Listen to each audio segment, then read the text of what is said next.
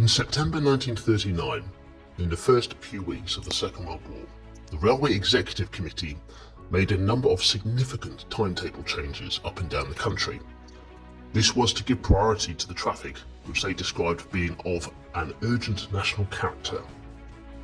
The plan was to provide an emergency timetable which would provide the absolute minimum level of service required to sustain the commercial and industrial needs of the nation, whilst providing extra capacity for the conveyance of troops, equipment, and the evacuation of children.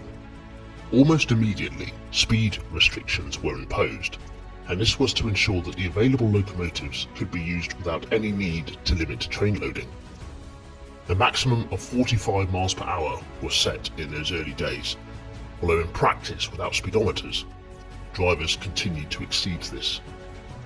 In those very early days of the war, evacuations and the transportation of the forces to the south coast for onwards deployment to France really took over the rail network.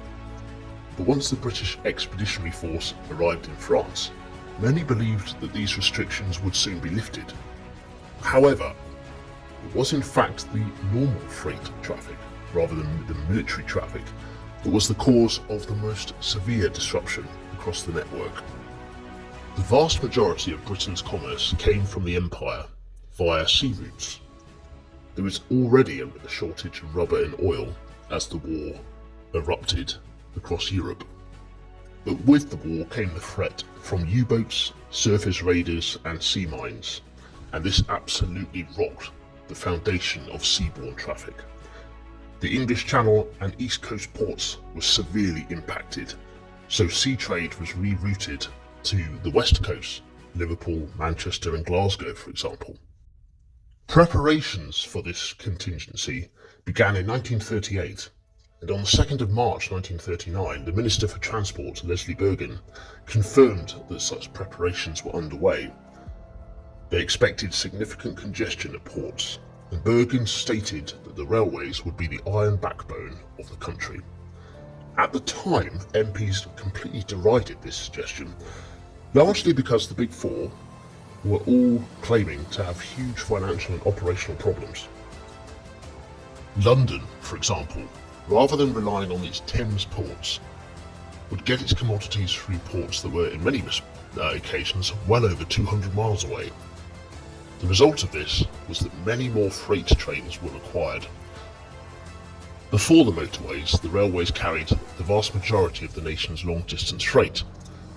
Traditionally, freight was transported overnight, and before 1939, before September at least 1939, 678 overnight express goods trains were rostered and ran. But of course, with the blackout rules that were in place, overnight marshalling in goods yards all but came to a close, and even handheld torches were forbidden. As such, these express freight trains had to be routed and run throughout the hours of daylight instead. Suddenly, daylight hours saw a significant increase in the amount of freight that was being transported across the UK. One of the big problems, of course, as ever, is that this issue never really filtered into public consciousness. Many a commuter would complain that they were stood waiting for their train to arrive, and it didn't, and they were stood there on an empty platform. And having been told this was all because of the increased freight, it was very difficult to accept this when there was little evidence of it on some of the branch lines in the country stations. This is because, of course, many locomotives and their crews had been employed elsewhere, moved around the country to serve the major trunk routes.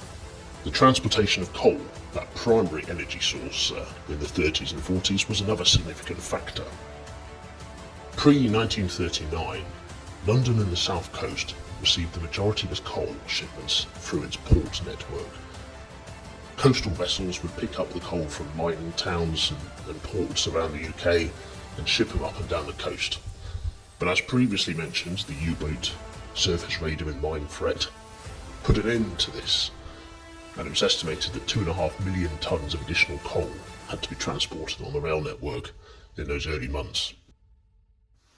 Because of this, locomotives and their crews were redeployed all across the country, and it certainly was not an unfamiliar sight to see a prestige express locomotive hauling a rake of dirty coal wagons. Oh, how the mighty can fall. The initial few months of the Second World War were described as the phony war, and it soon became apparent to many in the public that perhaps hostilities were not going to break out as much as previously feared. Indeed, by December 1939, once the British Expeditionary Force had been landed in France and the majority of evacuations had been conducted, many timetables soon returned to normal, with speed restrictions in many locations discreetly being removed. In many respects, the network proved itself invaluable to the war effort, transporting evacuees, troops, equipment, industrial and commercial wares. It kept the country moving, but it was not without its consequence. Maintenance was a significant factor and took a massive hit during the war. Many locomotives and wagons came out at the end of 1945 in a pretty shoddy state. Many of them were now unreliable and in desperate need of repair. In addition to this, the disruption caused to the rail network really pushed many businesses and industries to using the road network. And once this genie was out of the bottle, it did not go back.